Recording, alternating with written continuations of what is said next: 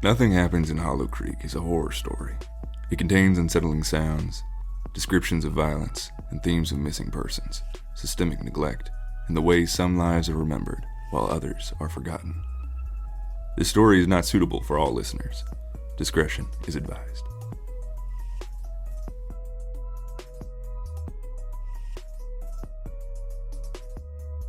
In Hollow Creek, just 'cause it's quiet don't mean you're safe. Sometimes the quiet is just the sound of waiting.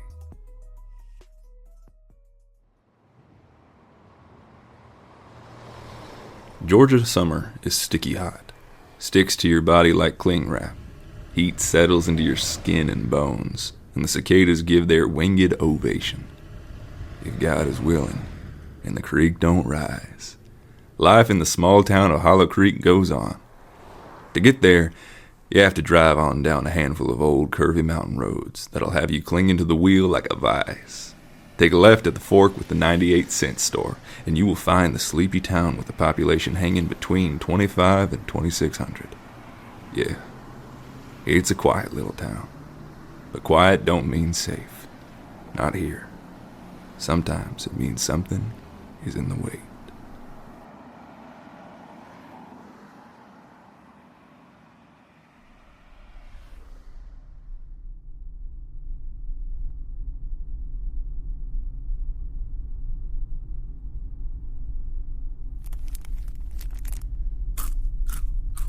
Okay, tell me this isn't gonna be huge. Like, if we do this right, this could be it.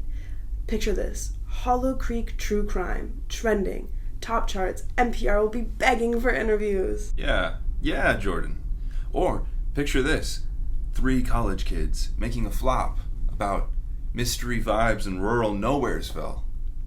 Nobody listens. Nobody cares. Statistically speaking, Miles, people care about small places. Netflix has made a disproportionately large number of shows around small towns just like Hollow Creek.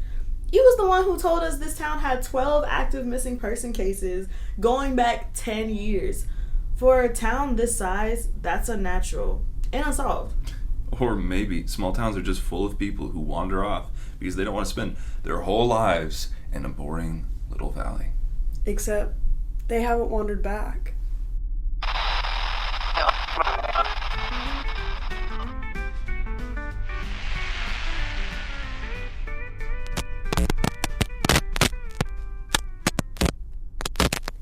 Did y'all hear that? Like a... Static? On the radio? Relax, Eli. 3 college students wanted to make a podcast about the things happening in the holler. Eli, Jordan, and Miles.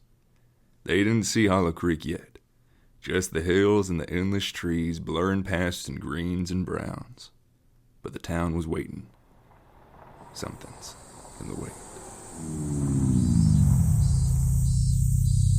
The Mountain Bend Motel squats at the edge of town, wrapped in faded paint that dates it to the 50s. But the buzzing neon sign in bubblegum pink and Chevy blue would fit it better to the 60s. Same sign blinking a vacancy. One letter always flickering out before it gives up entirely. The motel is built like a triangle of hallways. There's a courtyard in the middle of the triangle that is quite cozy with dewy grass, a couple hydrangea bushes, and one tall Bradford pear tree in the center of it all. The rooms line the inside of the triangle's walls. Each door is the same shade of chipped green. Each window is choked by heavy curtains.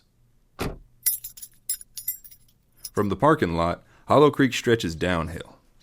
A handful of storefronts freckle Main Street's face.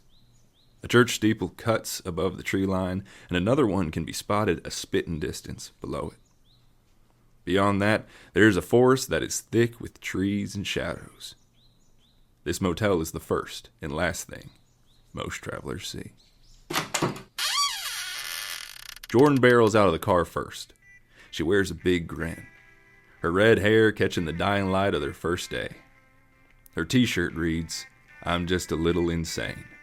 But the way she shoulders her recorder bag, she looks like someone itching to prove she's not. Eli follows, quieter, curls half shadowing her eyes. Camera strap always looped under her neck like a medal. She's scanning the motel, eyes sharp enough to peel the paint from the walls. Not like it would take a whole lot, though. And then there's Miles. Tall and sharp in a spiked jacket, hands jammed in his pockets to let everyone know just how much he doesn't care. He wears a scowl like other folks wear sunglasses, to block out the rest of the world. But he watches carefully over the other two as well, maybe more than he wants to admit. Every small town's got a place where the strangers pass through. In Hollow Creek, they've got the Mountain Bend Motel, co-owned by Earl and Dolly Whitaker. Couldn't be kinder folks around. They take the motel under their careful watch, but Dolly's been known to be oh so forgetful if you pay in cash and don't break any windows.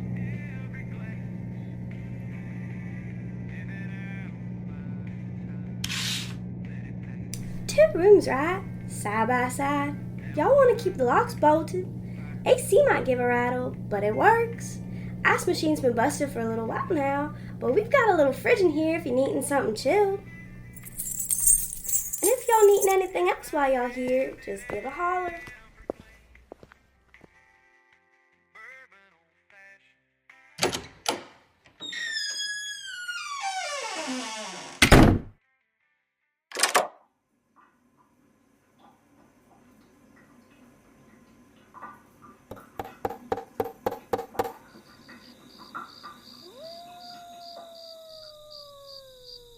Night settles heavy into the holler. The kind of heavy that presses on your chest and keeps you staring at the ceiling. What woke you last night? What was that sound? By morning time, it's all gone, for the most part.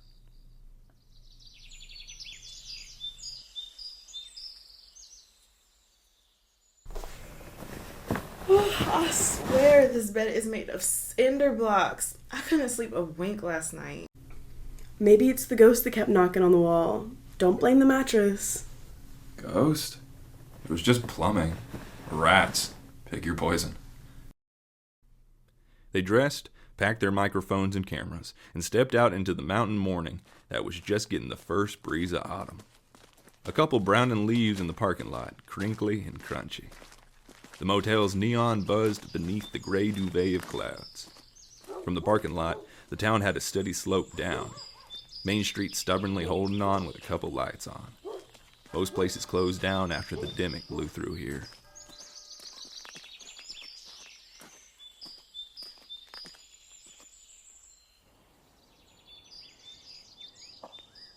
The population here is just over 2,500. Just a couple heads more than the amount of people in my high school. But it feels even smaller. Half of these storefronts look closed. Not all of them. Look, there's a dress shop, salon, and a gift store. Somebody's keeping the lights on. Right she was. Most of the shops belonged to the better off women in town, the wives of men with more managerial roles at the poultry factory, the schools, or married into town hall. Places where money still trickled, even as the rest of Hollow Creek went through dry seasons. Yeah, sure. Nothing screams thriving economy like a kitschy window store selling handmade soaps next to 3 boarded up windows. The lampposts on Main Street all had flyers, layered thick, sun-faded and curling at the edges. Some fresh, printed sharp in black and white. Others yellowed, ghosts of ink washed out by rain. Another missing person. Looks pretty recent too, based on all the weathering on all the others. There's more of them. Look, down the block, every lamppost. Small towns put up flyers for everything. Yard sales, missing cats and dogs, missing people. It all kind of looks the same.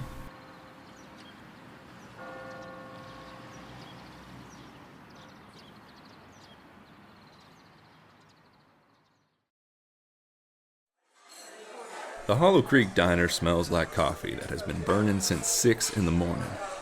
Vinyl booths patched with duct tape, walls crowded with photos of church groups and the high school football team.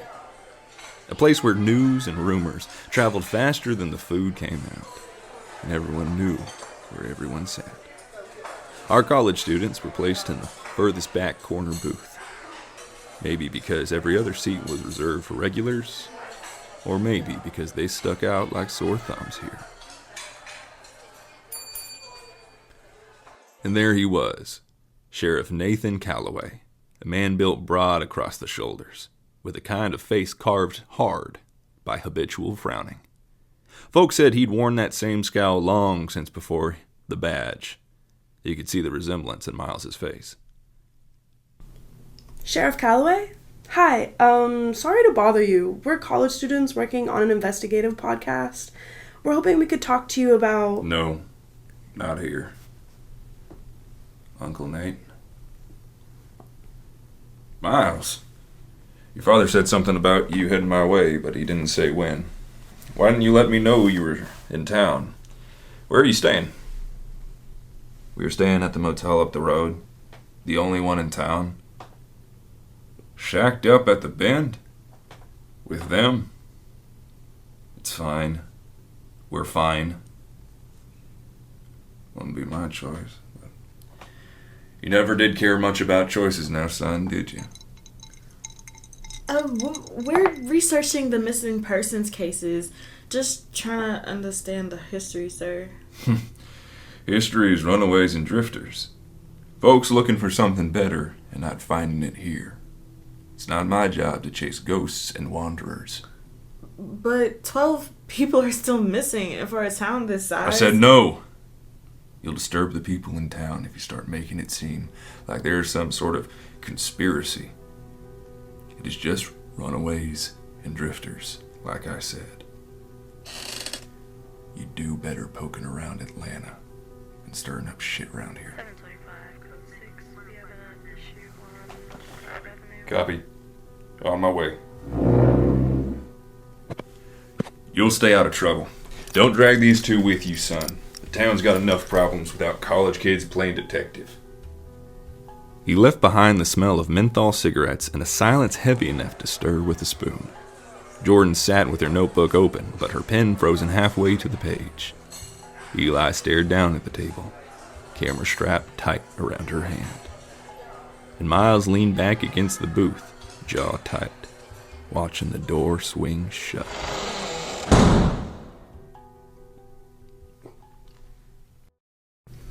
Well, that was a bust. Sheriff Runaways and Drifters isn't gonna help us at all. Told you. Uncle Nate doesn't talk to anyone he doesn't have to. Not even his nephew. Then we look somewhere else. Missing persons create paper trails. Newspapers, church bulletin boards, school records. There gotta be something. The library keeps archives, right? See? That's why we brought you, Sherlock. Let's go dig.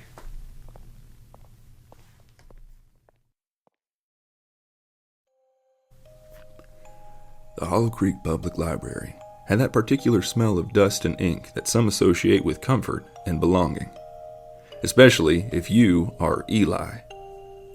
Rows of shelves sagged with history, and tucked away in the back corner, a cabinet of yellow clippings, the kind that might disintegrate if you hold them too tightly.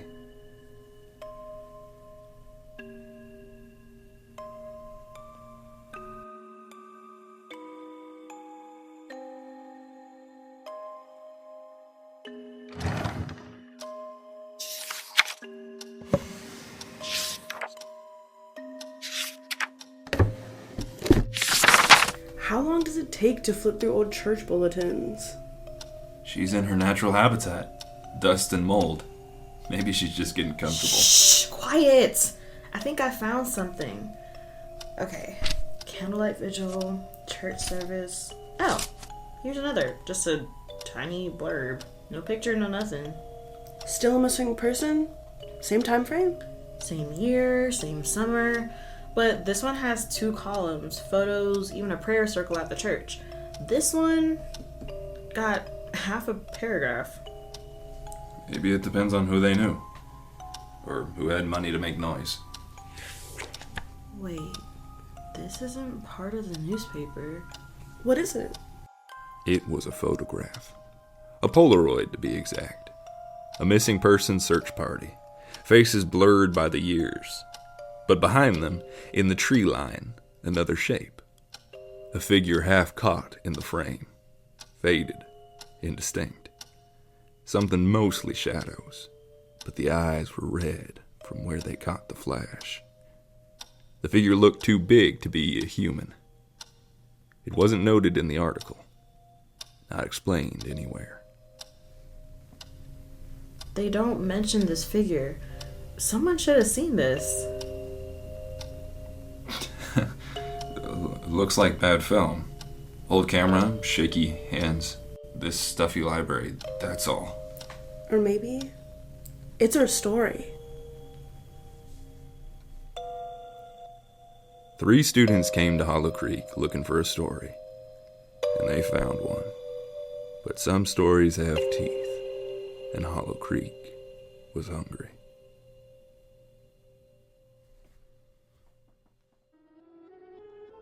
Nothing Happens in Hollow Creek is a student-led production out of Kennesaw State University.